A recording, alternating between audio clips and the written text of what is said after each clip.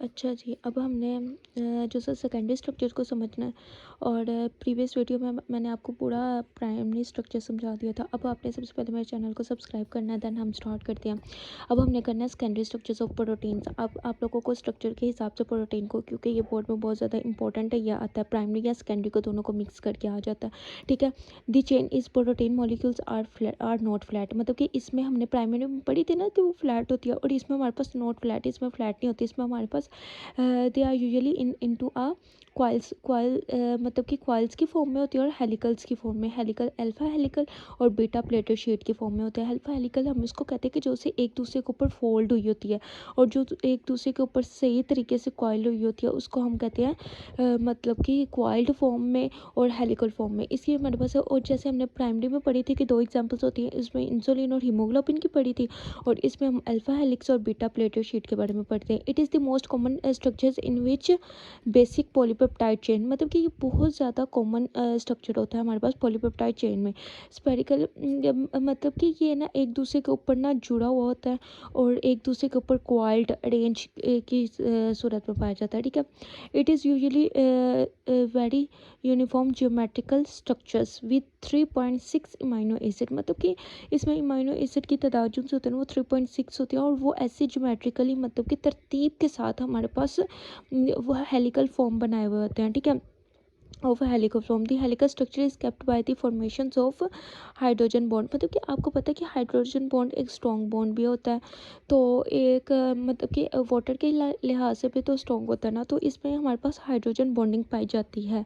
ये आपको एक एमसीक्यूज आ सकता है कि यहाँ पे हमारे पास जो सा हेलिकल स्ट्रक्चर्स होता है इसमें हमारे पास सेकेंडरी स्ट्रक्चर में हमारे पास जो से होते हैं ना वो हेलिकल्स में हमारे पास कौन सी बॉन्डिंग पाई जाती है, तो वो हमारे पास हाइड्रोजन बॉन्डिंग पाई जाती है अमंग अमाइनो एसिड मॉलिक्यूल्स में। ठीक है।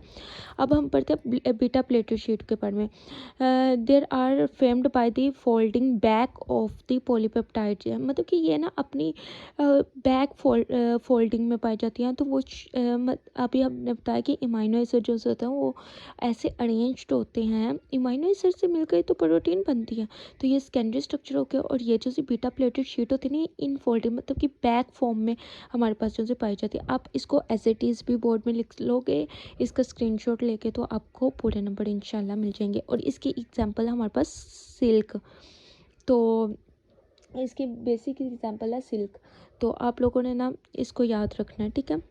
तो आगे हमारे पास हम पढ़ते हैं टर्शियरी स्ट्रक्चर से। ये हमारे पास तीसरा लेवल हो गया। ठीक है।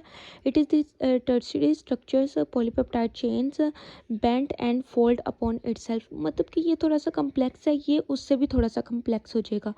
पहले वाले हमारे पास जो सी थी प्राइमरी स्ट्रक्चर जो सा था वो तो स्ट्रेट था, फिर यहाँ पे आके हेलिकल फॉर्मेशन हुई, और यहाँ पे जब जहाँ पे हमारे पास टर्शियरी स्ट्रक्चर आया इधर आके थोड़ी सी ज़्यादा फोल्डिंग होना स्टार्ट हो जाएगी, बेंड अपॉन इटसेल्फ, मतलब कि अपनी तरफ ही वो बेंड होना स्टार्ट हो जाएंगे। ग्लोब्यूलर शेप्ड, ये वाला जो सा एमसीक्यूज है ना ये बहुत ज़्यादा इंपॉर्टेंट है। ग्लोब्यूलर स्ट्रक्चर जो सी शेप होती है वो कौन से लेवल पे पाई जाती है, प्राइमरी सेकेंडरी एंड टर्शरी, तो ये हमारे पास टर्शरी लेवल पे पाई जाती है। उसके बाद हमारे पास स्ट्रक्चर मेंटेनेंस, हमारे पास it is the maintain by the 3 types of bond, मतलब कि इसमें हमने क्या पढ़ा है कि इसमें हमारे पास हाइड्रोजन बॉन्ड होता है। ठीक है।